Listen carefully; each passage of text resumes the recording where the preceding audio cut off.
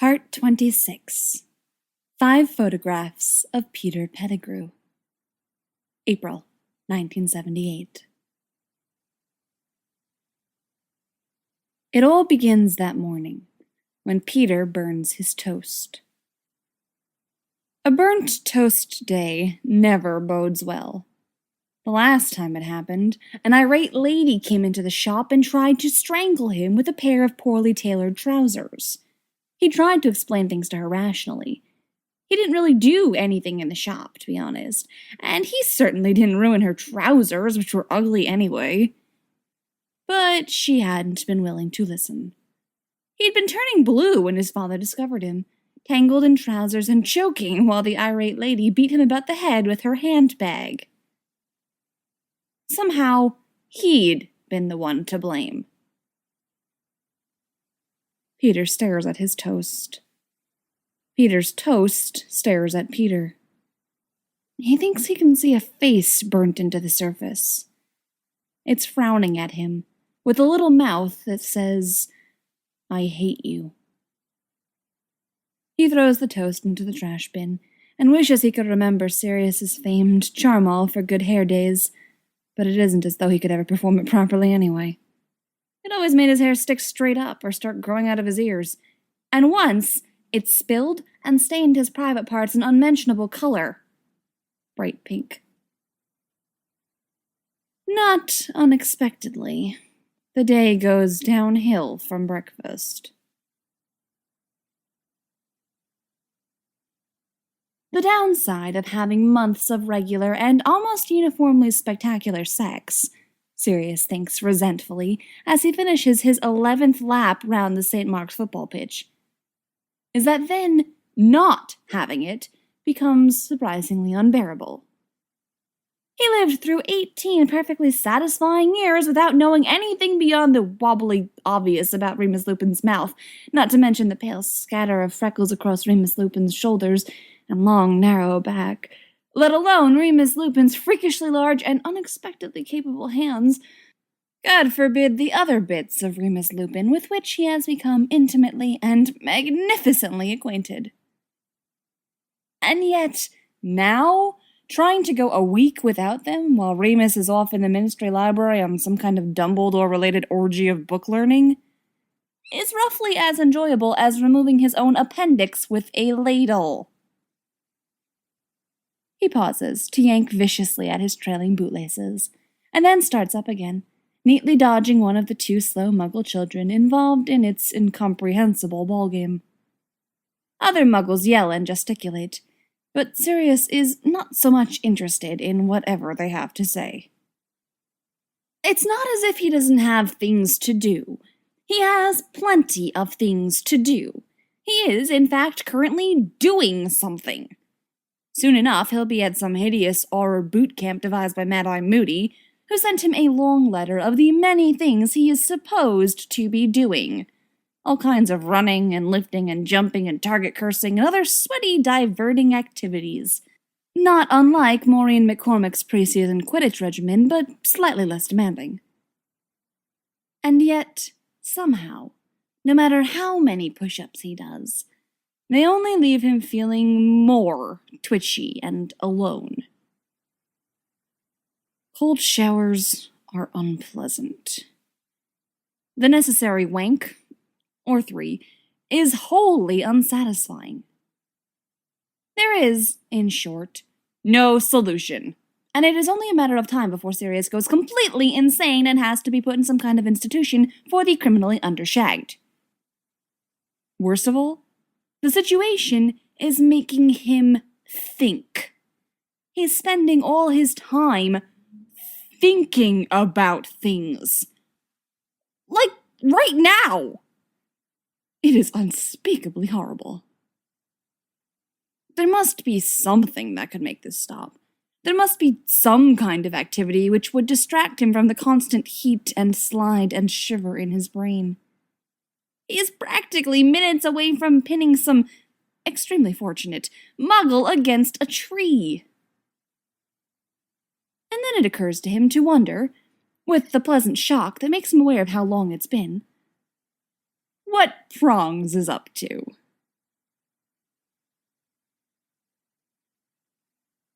Work is awful. But then, work is always awful. It's a thankless job, and there's always somebody who needs to do it, Peter's father likes to say.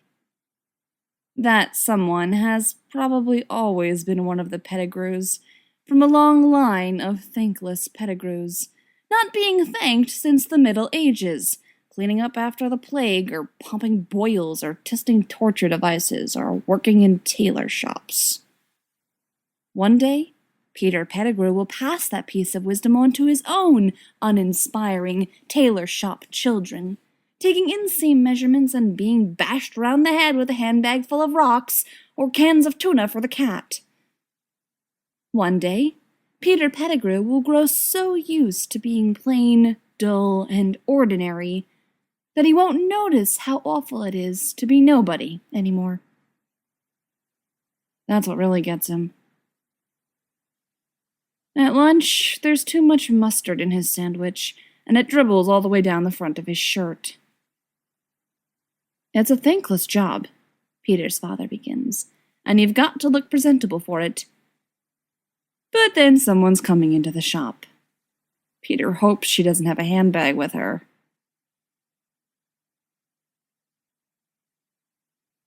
"5 minutes ago, probably less, the flat was quiet, almost blissful. That piece of music that always plays when everything is quiet and blissful was playing on the imaginary speakers in James' head, the ones that, for example, switch tracks for whenever Kingsley Shacklebolt walks into the room. They play that Muggle song. What is it? Shappington? With all the doot-doots and that doo-ahs, and the ladies go on, oh yeah. It also plays mood music whenever Lily is doing something particularly delicious, like brushing her teeth or combing her hair, or taking forever in the loo when they're late. 5 minutes ago, James had no idea that Sirius was actually there, in the flat, asleep on the couch, and covered in James' mail. It's only halfway through James' "Lily's having a nap, I'm taking off my trousers and making a meal" dance that he notices the intruder. "Ah!" James says, dropping the spatula. "Ah!" Sirius says. The mail goes everywhere. "This says it's overdue," Sirius says some minutes later, holding up a letter that looks official. The kind of mail that James usually lets Lily take care of. "You're going to have to pay extra, you know." "What are you doing here?" James demands, rescuing it before it becomes soggy. It so often does when Sirius is around.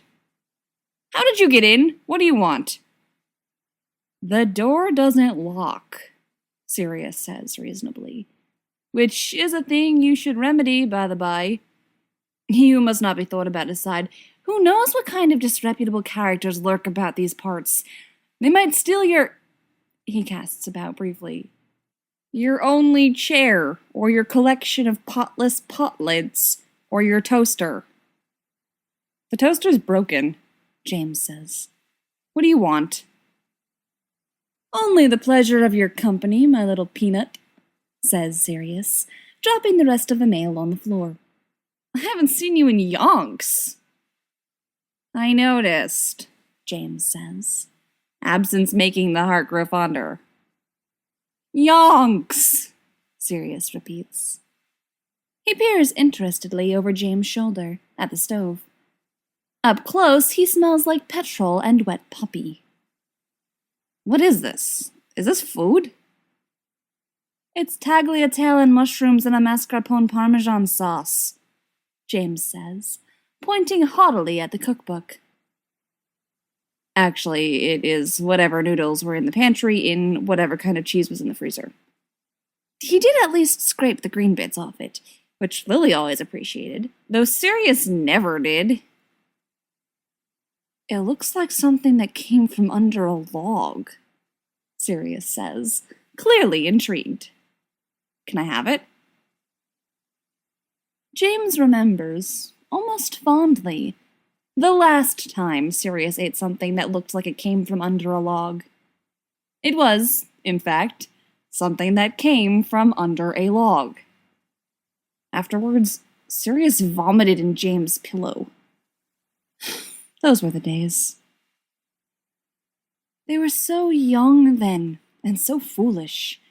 The people they were are distant and almost pitiable, like tag-along kids. You want to help, but it's just so embarrassing. And yet, there was a certain something about eating something you knew would hurt the next day.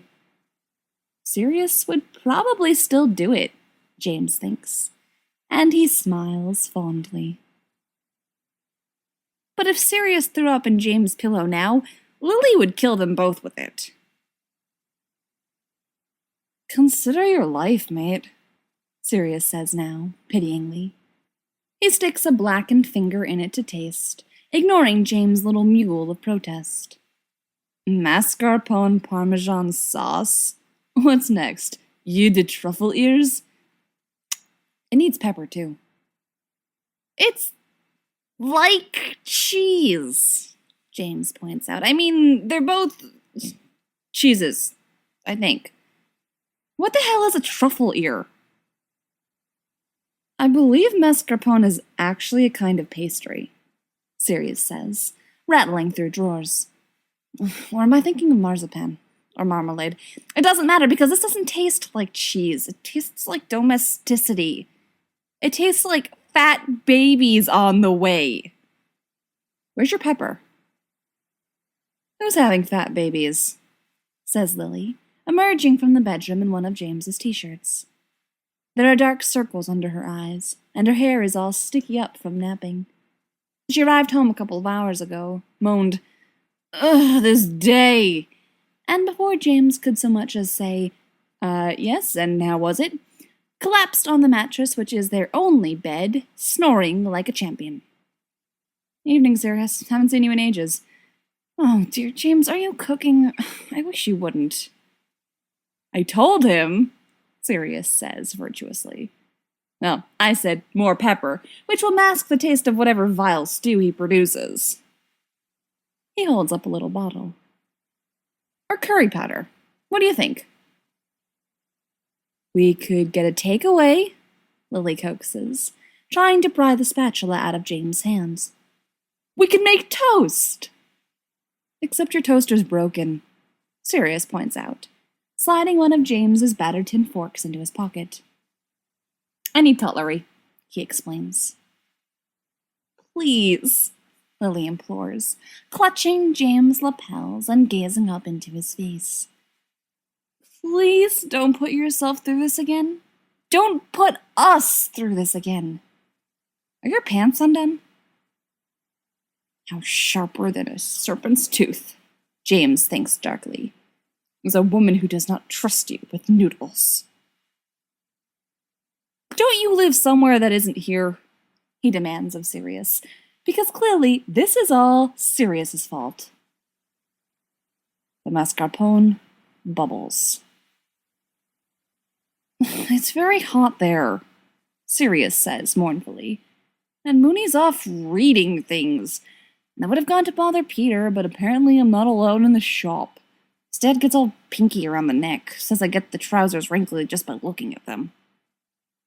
"You need a hobby," James snaps. "I've said so before." "I need more friends," Sirius sighs. "Friends who would share their mascara tally-ho with me." "Mascarpone," says James. "Tagliatelle." "It's not that we don't want to invite you," Lily says kindly. "I mean, I obviously don't, but really all I want to do is put my head in an oven. So my wishes are not really relevant here." She yawns. "You have a kind soul, Evans, but don't bother," says Sirius, with the pathetic eyes at which he excels. "I can take a hint, you know. I can lay a twig.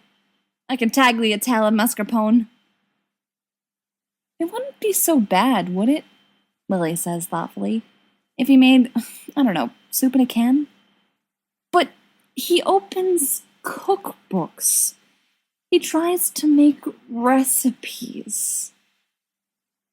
Lily and Sirius exchange a look of deep, pained understanding. James truly hates it when they are getting along. Why is our mail on the floor? Convenience, Sirius says, examining jars. He seems, if such a thing were possible, even twitchier than usual. Easy to reach. Covers up the stains on your linoleum, too.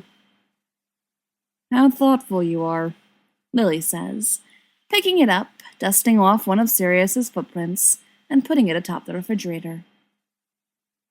Anyway, I have faith in you, Sirius says, patting James on the back and opening up a bottle of something.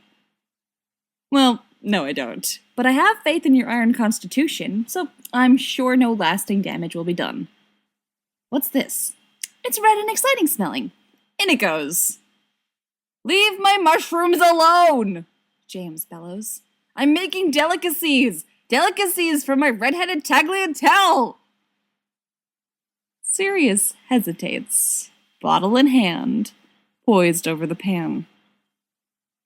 It smells like it came from under a log, he says. I'm only trying to help. He looks like a dog, the friendly sort that keeps relieving himself in your slippers. All I want, James thinks, is to put my slippers on. But then you always feel so guilty when his lower lip wobbles and his ears get all droopy, until you remember that your slippers are full of urine and all charitable thought is out the window. The animagus thing was the worst idea in the world. Anything that makes James feel guilty about hurting the feelings of Sirius blithesome oblivion, Black, is the worst idea in the world. Look, Lily says, I'm going to order takeaway, all right? James pokes his tagliatelle sadly. It bubbles and spits, burning him on the arm. Then it tries to eat his spoon. It lives, says Sirius. How marvelous! We should introduce it to Hector. All right, I'm leaving. Don't brandish that mess at me. It looks aggressive. Say hello to Remus for us, Lily says, delicately dropping one of the pot lids atop the seething tagliatelle. Assuming he ever emerges, Sirius says. Assuming I don't go back to the flat and die alone. He slumps out, shoulders all saggy. James feels a wave of instinctive pity and stomps on it. Get a hobby, he yells at the door. And a shower.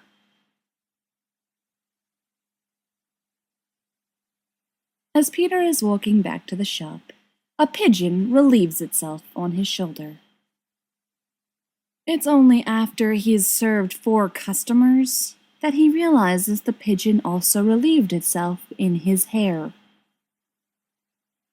There's a shipment of plaid that hasn't come in.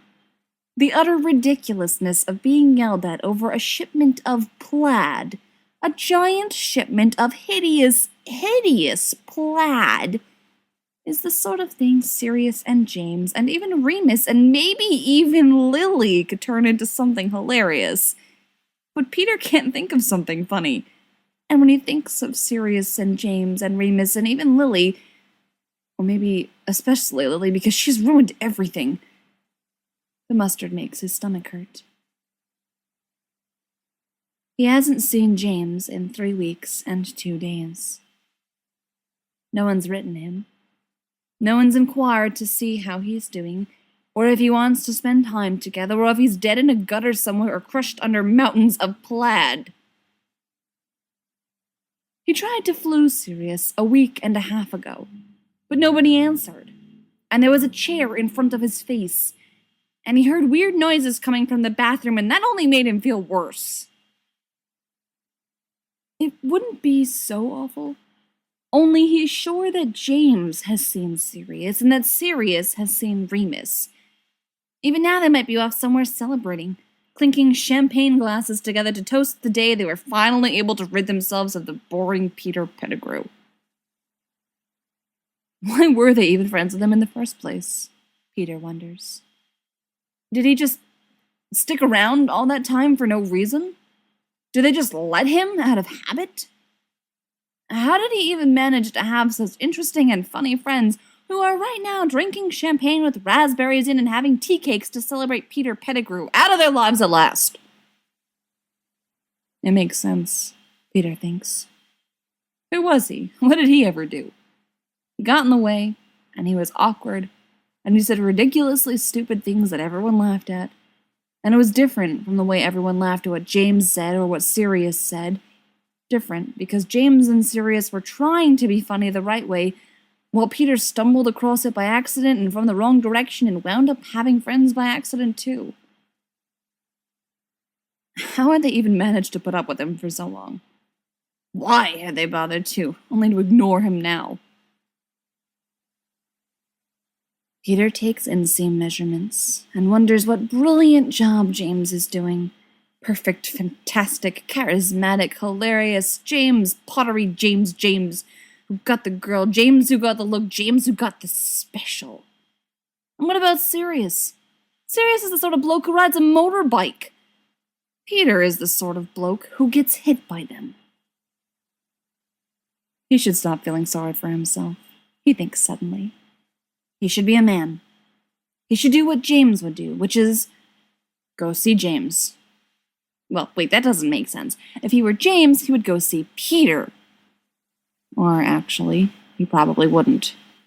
After all, he hasn't. But that's not the point. He'll just go to the flat this afternoon. He'll stop by. Then they'll have to talk to him. Are you listening to me, Peter Pettigrew? Peter's father roars. And Peter nearly leaps out of his skin. When James turns back to the stove, Lily has removed the offending pasta and tossed it, pot and all, into the bin. What do you think? She says, kissing his ear. Chinese? Curry? Something fried? We have to do something about Sirius, James says moodily. I hate it when he mopes. He makes everything around him a world of moping. And Mooney's probably just hunched behind a book to avoid him. Remus is a good person on the whole, but no good in a crisis of this kind. Crises involving literary figures? Brilliant! Those involving actual human feelings? About as competent as a giant potato. I expect he's lonely, Lily says gently. You've got me, and I love you, and I love being with you. But anyone with a modicum of self-awareness would have to admit we're very, well, us. And Remus has the books, and Peter has whatever Peter has. She finishes lamely. The shop?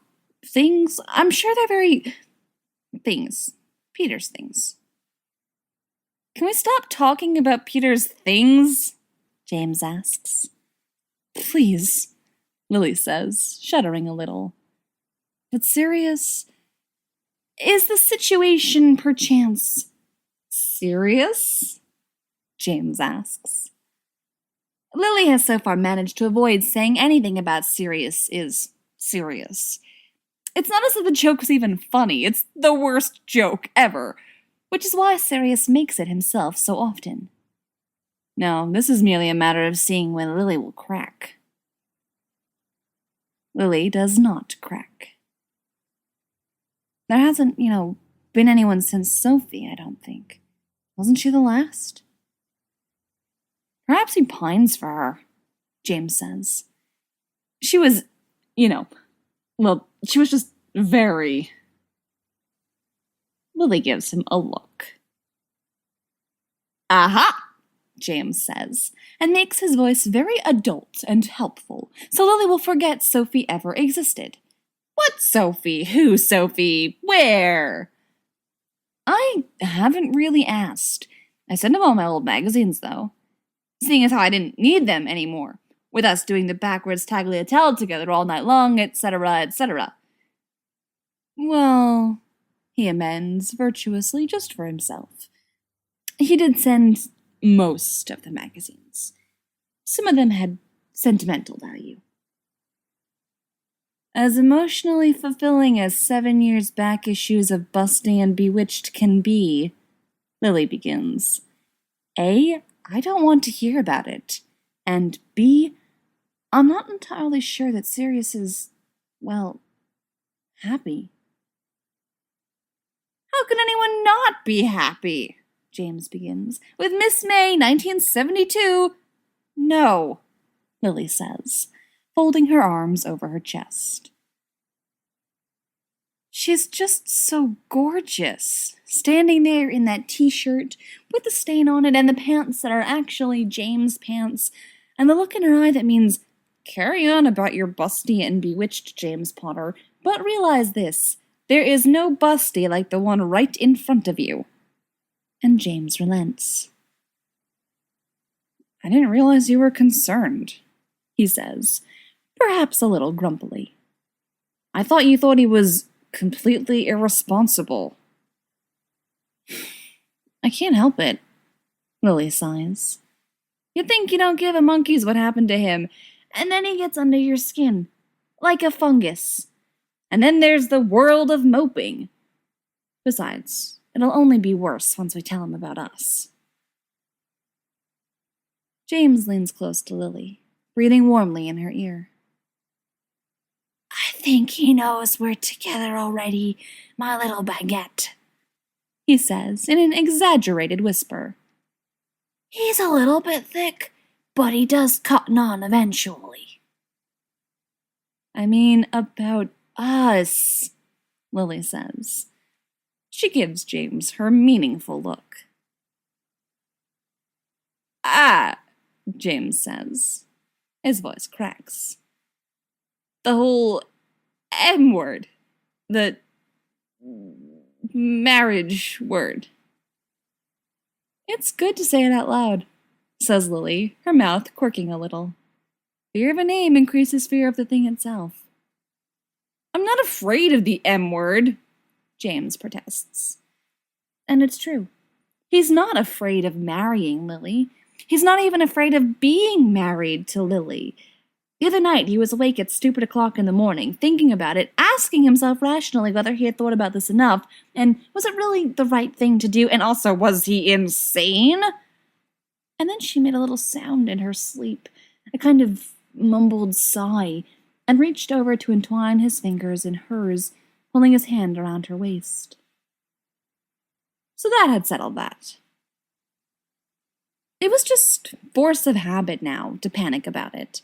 To pretend to panic about it. The phrase, we're practically married already, was very old and very tired, but it was stock response for a reason. And they were, weren't they? If marriage meant being in love as well as tolerating each other's ill humors and bad cooking. I know you're not, Lily says. But her cheekbones go a little pink. Of course, I was only joking.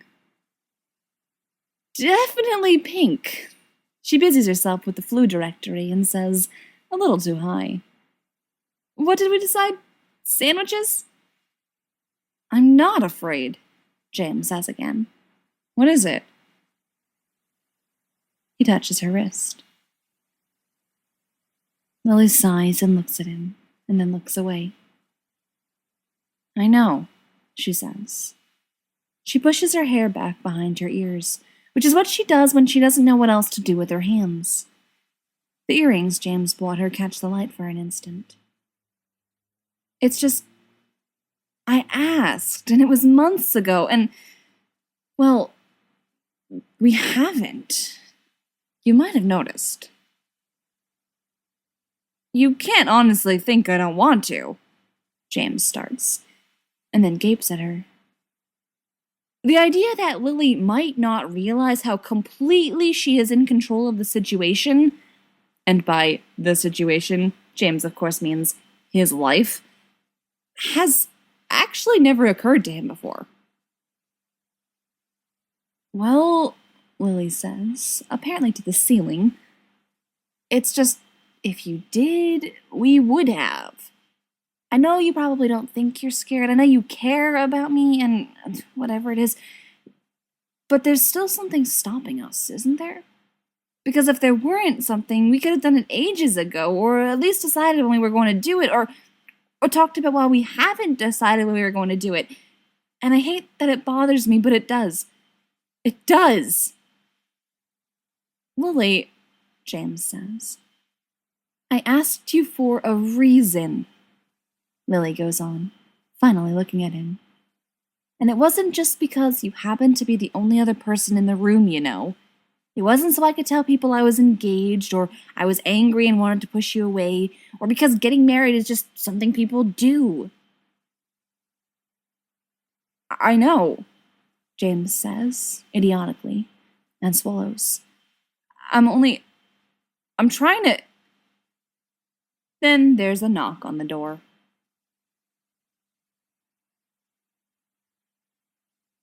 James and Lily are in the middle of a serious conversation when Peter arrives. Pete, James says, looking surprised. Then, as a clear afterthought, Mate, what are you doing here? I thought, Peter began. Look, James goes on, casting a nervous glance back over his shoulder and into the sitting room, where Peter can see Lily is standing. She looks a little red around the eyes. Peter's bungled things up again, he realizes, and wants to hide in the lift and never come out again. We're not exactly, James continues. I mean, we're in the middle of, and it's definitely, we just can't. I thought maybe we could all get together, Peter says, all at once. He doesn't know why. What he should be saying is, oh, right, sorry, mate, I didn't realize. Guess I'll drop by another day then. But here he is, saying something else, his tongue flapping, making noises like a monkey trying to communicate with higher life forms just beyond the bars. Ook, ook, ook, Peter hears. He might as well be saying that, for all James is listening to him. It's only we haven't all been together since before summer, really, and I thought... Look, Pete, James says, his voice changing. He's exasperated, and Peter's only brought it on himself. And here it comes. This isn't Hogwarts anymore, all right? And some of us are busy. Oh, Peter says.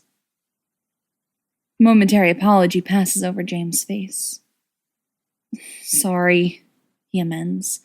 Pete, look, we'll get together sometime, I promise. But this isn't a good time. Then he closes the door. Peter stares at the number for a while. When was the last time somebody called him Pete? Only James does it, and he used to like it.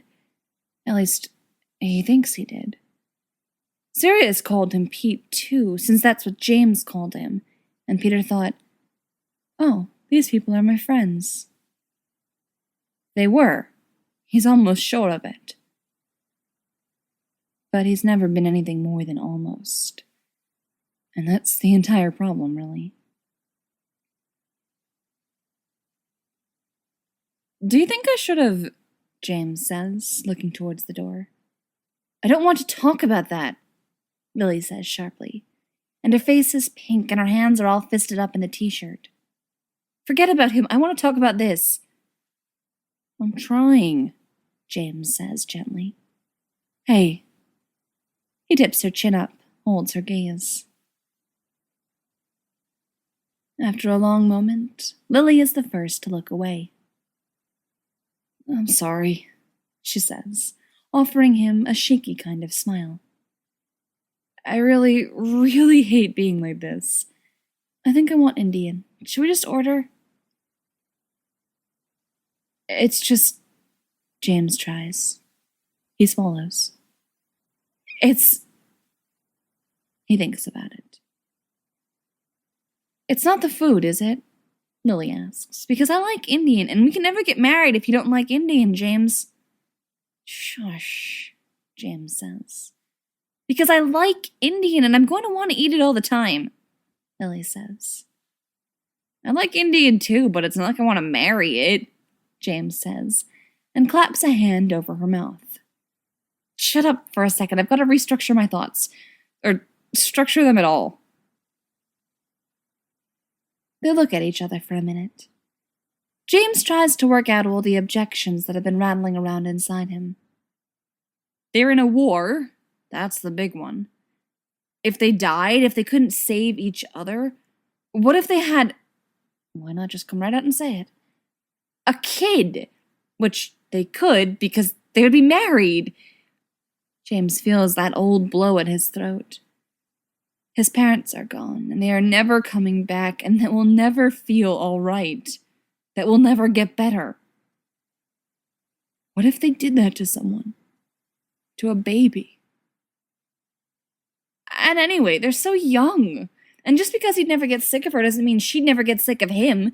And he can't stand the thought of her being stuck with him in his tagliatelle forever, just being nice, because she would, because she is so kind. It's one of the things he loves so much about her. Then he starts to list all the things he loves about her, and then he gets distracted, chasing one ridiculous detail after another until he's completely lost. Of course she would leave him over Indian, only of course she wouldn't, and that's what makes it so simple when he drops his hand and says, "All right, let's do it." The smile on her mouth is warm and curious. "I'll order," is all she says. "We should probably tell Sirius," James adds. "We should probably decide what we want," Lily says. "Wait," James says, and frowns, filling a skank tight between his eyes. "Wait, we're still talking about Indian food?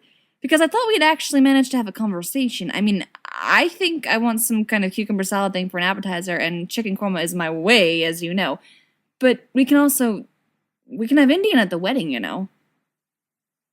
"Oh, well, then obviously I'm in," Lily says, "as long as there's samosas." "You don't think I'm serious," James realizes. "You think I'm just putting it off again. You think I'm just saying this to make you happy. You suspicious little—" "I don't think anything," says Lily. "I certainly don't suspect you of trying to make me happy. One order of naan, do you think? Or are we going to need 4? "Cut it out," James says. "All right, Lily Evans." He falls to one knee, onto the hideous linoleum. He takes Lily's hand in both of his and gazes into her eyes, which are merry and sad and hopeful all at once and so green. "What," he says deliberately, "are you doing Friday?" Lily smiles, and this time it's bright and true. "Changing my name, I guess," she says.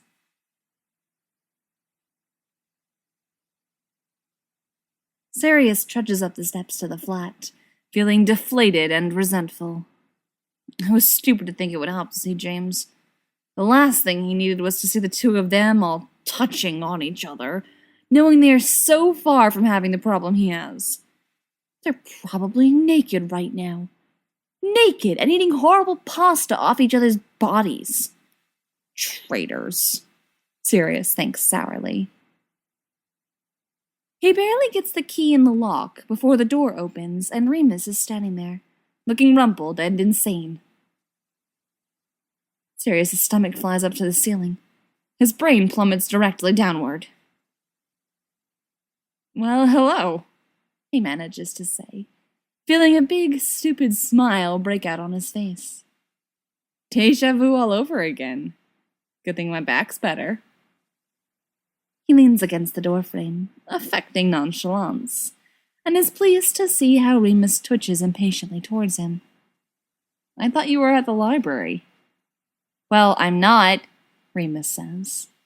"I can see that," Sirius says, "since you're here, where I am, with me. And I wouldn't be caught dead in the library now that I no longer need to have knowledge." "No more libraries, Remus asks. He looks distracted. When he turns away, Sirius can see the soft hairs on the back of his neck, a few of them damp. It's a warm day. And Sirius gets dizzy. He locks the door behind him and leans against it. When you say that, Sirius says, it sounds sexual.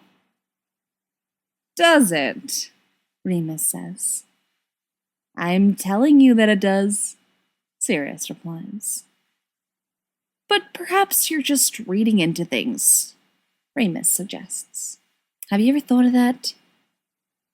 Come on, Moony, Sirius says. You know I can't read anymore. Except for when you're in the loo, Remus says. I don't know if I can ever love a man who only reads the parts in the paper with illustrations in. I have learned many deep truths from illustrations. Sirius wonders who will move first, which magnet will give in and rocket forward. It's like a science experiment. They are worth 1,000 words, and I have seen at least 1,000 illustrations. Math is not my strong suit, but that's a lot of words. A lot of words, Remus repeats. I've noticed. He moves closer. His shirt is undone at the throat, and there's a sheen of sweat there, collecting at his collarbones. Sirius is absolutely, totally going to win. Remus leans in very close, his mouth just at the place where Sirius's jaw meets his ear. His breath is warm and a little fast. Then he murmurs, I'm going to take a nap. The hell you are, Sirius says, trying to breathe. I am going to take a nap in the bed, Remus says. Bed, Sirius thinks fondly. Oh, he's so traditional. As if you need a bed when there are so many other surfaces that are closer than the bed. The hell you are, Sirius says, and magnetizes.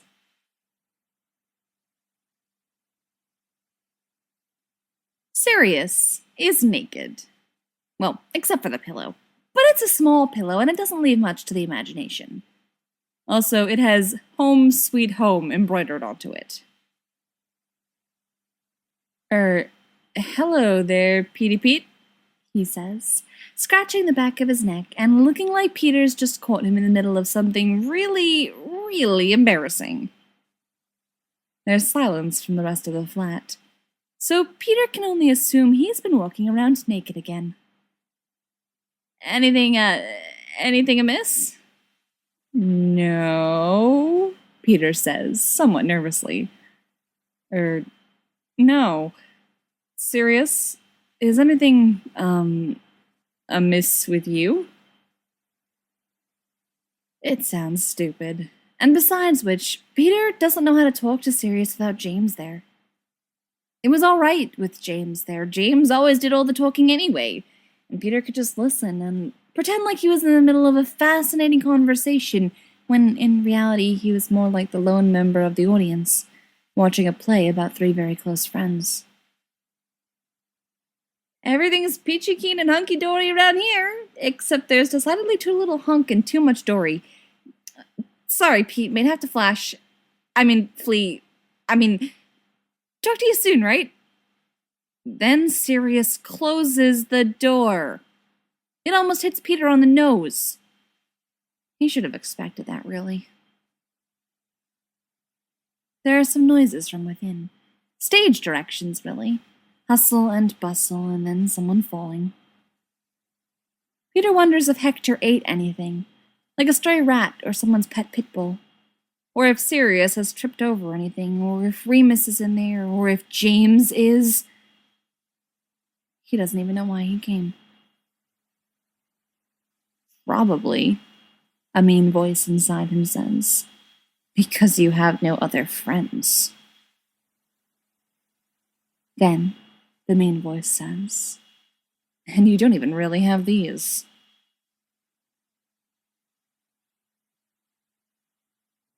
Do you think that might have been important? Remus asks, coming out from underneath the coffee table where he was hiding. There's a dust bunny in his hair. Sirius thinks it's wonderful. But you just came home, Sirius says, and makes a half-hearted grab for, well, it could have been important, Remus attempts. The chase makes it wonderful.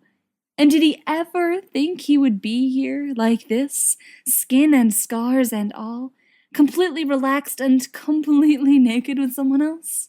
With Sirius? It's all so easy. He doesn't even know why he overthought anything, back when he was so wound up and stupid and didn't know where to put his hands or how to let instinct connect with knowledge. He might have been, well, he looked very, excuse me, and he's starting to laugh, helplessly, a wild, warm sound he never heard himself make before all this. That's a sensitive area. But we couldn't talk to him now, Sirius says. You're naked. Remus looks down at himself, and then at Sirius, and then the shy, sly smile he's learned to wear.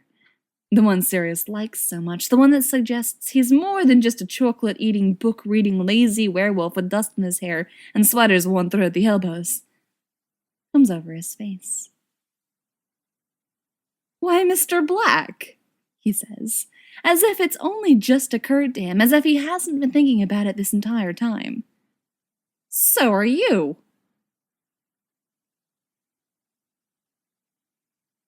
Remus, who's smarter than Peter is, but whom Peter always almost thought he could understand, as if they were in the same little dinghy somewhere floating off upon an awkward sea, isn't even home. Maybe he's with Sirius. These days, he's always with Sirius, and James is with Lily, or they're all out without him, laughing, and not even meaning to have a good time, just having it. And Peter is out on the street in front of a store where some little muggle child is buying ice cream, and the ice cream isn't even falling out of the cone. He thinks of honeydukes, of butterbeer, of the shrieking shack, of the good old days when they were all a part of the same something. Everything fuzzy with the dark, with the animal side of them, connecting them. Each of them scenting one another on the wind and able somehow to be more than just students. By sheer dint of association, Peter had been somebody, and he had liked it. In fact, he was able to accept it. He'd accept it right now. I don't even have to be somebody, he tells himself. I can just know somebody's. That's all right, too. But I'm a rat, Peter thinks. Sirius is a fearsome canine. James is a mighty stag. Even Remus gets to be a werewolf. Which can't be all that fun, but at least it's a something. Then he thinks, Lily's not even one of us, but she's there all the time. It's the mean, dark side of him he can't ignore. The side of him that chose rat in the first place. Instinct and fear and twitching loneliness. Peter jams his hands into his pockets, rolling lint between his fingers. A real man doesn't have linty pockets, but Peter's never been a real man. He hasn't done anything at all since those days, when he was part of a small family of friends, and they had to see him every day because, well, they had to. Peter Pettigrew. Good old Petey Pete. Our friend the rat.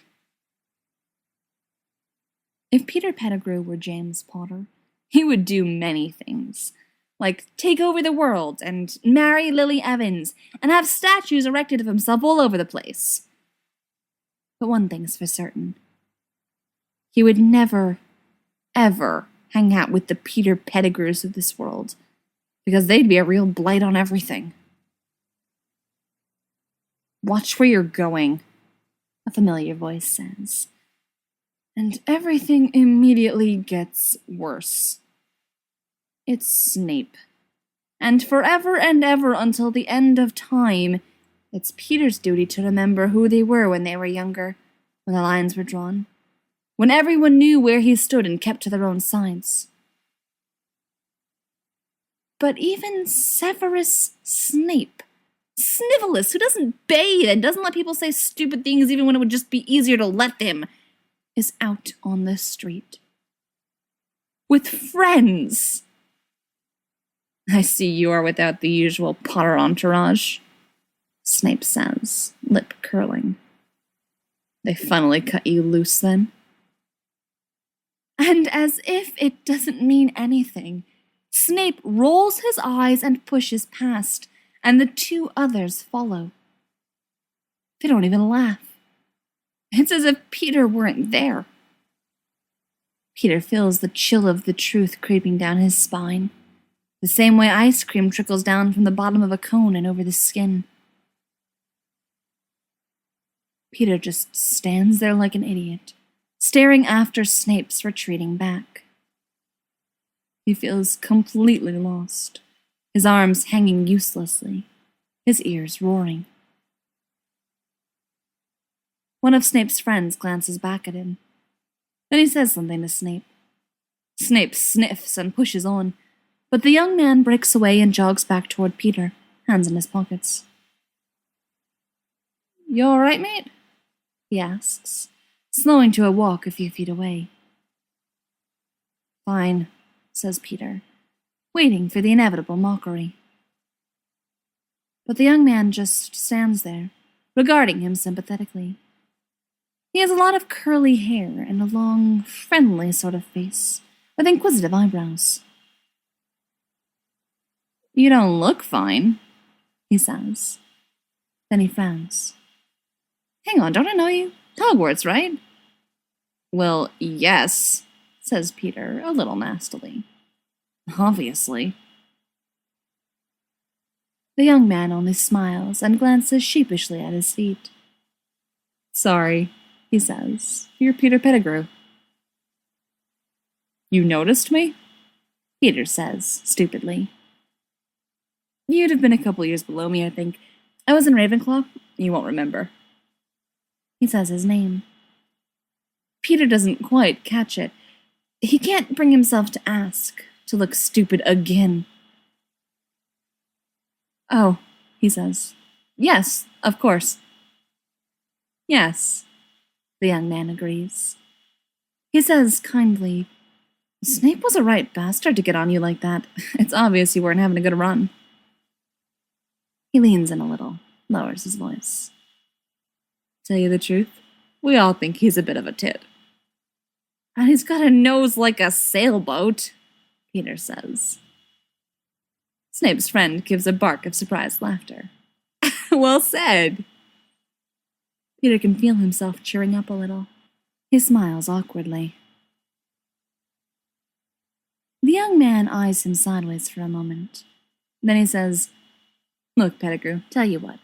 I can't change your day, but if you want to talk about it, well, can I buy you a pint? I know a place. It's just around the corner. You look like the nice sort. I can tell you need it tonight, eh? Peter thinks about it. Ravenclaws are all right. A little bit snooty, but they've put their cards on the table. A mutual dislike of Snape is a good starting point. Peter shrugs. All right, he says. Sounds great.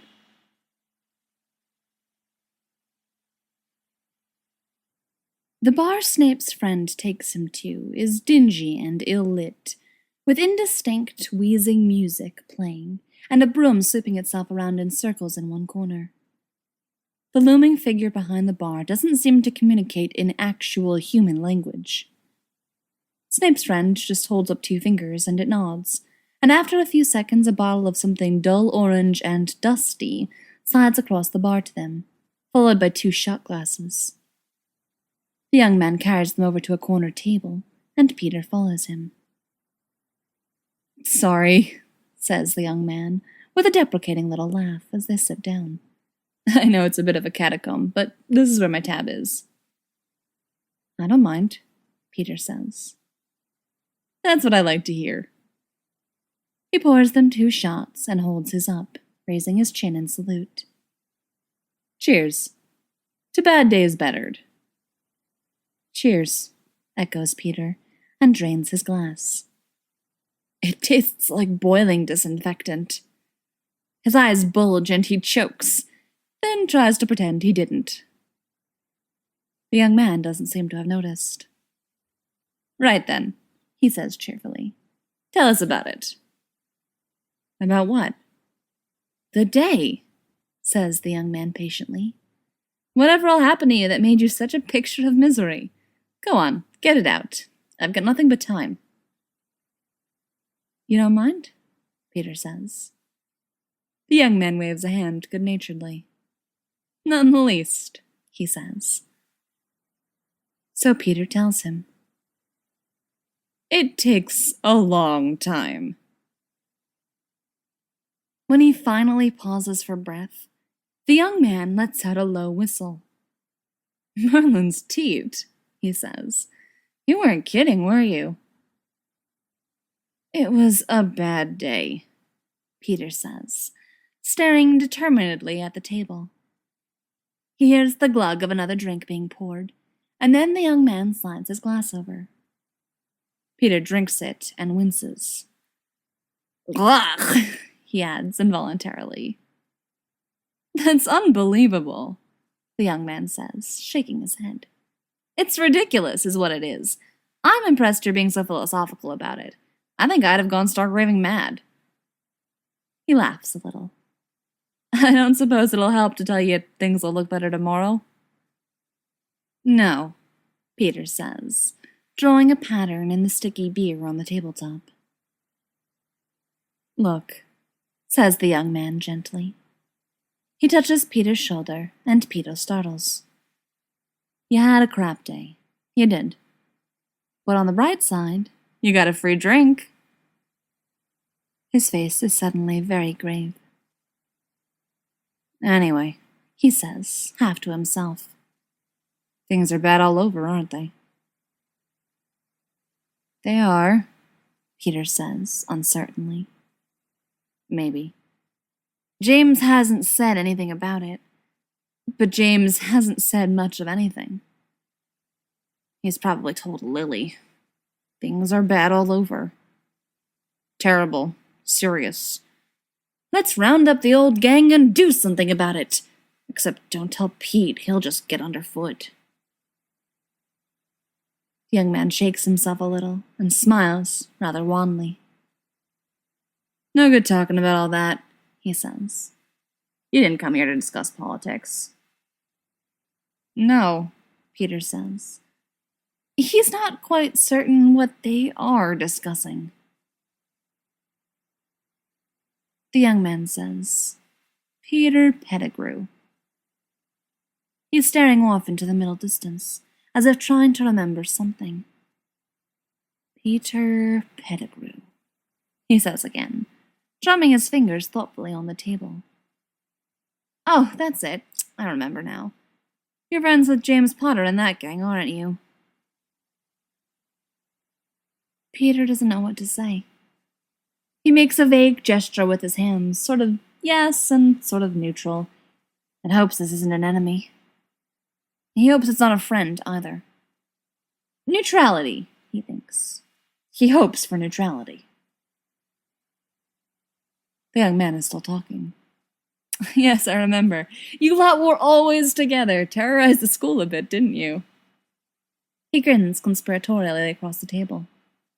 Those were the days, eh? Oh, Peter says, stupidly. Right. The young man tucks a piece of dark hair behind his ear. His face is sharp but appealing. He seems a decent sort, even if Peter wishes they weren't talking about James. Do you still knock about with him? He asks. Oh, says Peter again. He swallows. Yes, I mean, well, not as much as we used to, but like you said, things are bad all over, and they... Ah, says the young man, knowingly tapping the side of his narrow nose. Got himself a girlfriend, has he? Oh, that's the way it is, you know. I had a best friend like that. Inseparable we were, until he found himself a bird. Then it was no more, like being friends with a ghost, except worse. The young man grins and sighs. At least ghosts show up to haunt you once in a while, you know? Lily Evans, Peter says, and is a little surprised at how venomous it comes out. That's his Lily Evans. Lily Evans, repeats the young man, frowning thoughtfully.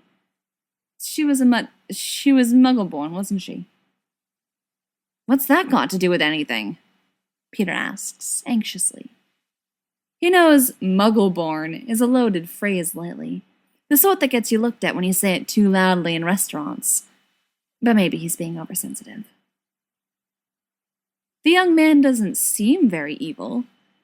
For one thing, he's got ink on his nose from where he tapped it earlier. He's a little like if Remus and Snape had a baby, though obviously without the truly magnificent nose that would result. The room wobbles a little, and Peter realizes that it's actually his vision doing the wobbling. Is it the shots, or has he gone cross-eyed from staring? And has Snape's friend noticed? Apparently he has, because he says hastily, "Oh, I didn't mean anything by it," smiling and pouring Peter another glass. Goodness knows not all Muggle-borns. Well, there are some all right ones, certainly some very clever ones. They do well enough with what they have. Some all right ones, Peter echoes. He drinks the shot. This time it goes down a little more easily, like hand soap instead of industrial scrub. Of course, as I say, not all Muggle-borns are, the young man says, in considering tones. It's just interesting that so many of them are Muggle-born. Not all Muggle-borns are what? Says Peter. The drink burns unpleasantly in his throat now, making his breath shallow. Who's them? Oh, you know, the young man says, waving a hand. What they say. Witch-burners, anti-magic radicals, squib breeders, anarchists. It's not their fault, really. He adds thoughtfully. They were just brought up differently. Their whole culture teaches them to hate us, you see. So no matter how much time they spend here among us, there's always a part of them that... He trails off. But it isn't all of them, as I said. Peter doesn't say anything. What could he say? He doesn't know anything. You've heard about the restrictive legislation they want the ministry to introduce, I dare say. All just jealousy and ignorance, of course. But there it is. They want to take away our right to perform certain spells, he says. And there's real wonder and anger in his voice. Just because they don't understand how to use them themselves. Just because they're afraid. It's enough to make you ill. I thought that was just, extremists, Peter says. He really doesn't know anything about pro-Muggle extremists, except that they tend to be sort of dirty and have exciting hair and wear robes made of hemp and throw red paint on things. One of them threw red paint on Peter once. It was never really explained. Look, he starts to say, soon to be followed by, you've got the wrong bloke. I don't even read the paper, and you have to know right away I don't have any real opinions. Well, the young man shrugs. It could mean anything. You're right, of course. But there are more and more of them all the time, do you notice? And more Muggle-borns among proper wizards. The whole society suffers for it. Why, we barely are a society anymore. We're stuck in the Dark Ages, Pettigrew. We used to be the greatest civilization in the world, and now we're stuck underground like rats. Don't you wonder why we haven't progressed? Peter can't look at him. His ears are roaring again. The young man relaxes, lets go of the table, and leans back in his chair. I sound a bit extreme myself, don't I? He says, laughing a little ruefully. He pours out another drink. Oh, sorry about that. I guess I can get a little carried away. It's just important, and so many don't even think about it. I would ask what the world is coming to, but sometimes I wonder if I can take the answer. If I've made you uncomfortable, it's all right. Peter says, lost again. He feels ill. He drinks anyway. This time it doesn't taste like anything. Well, what do you think? The young man says. You must talk about this with your friends. Does James Potter have anything to say about the situation? He had plenty of opinions back at school, I recall. There's nothing in his face but bland, open curiosity.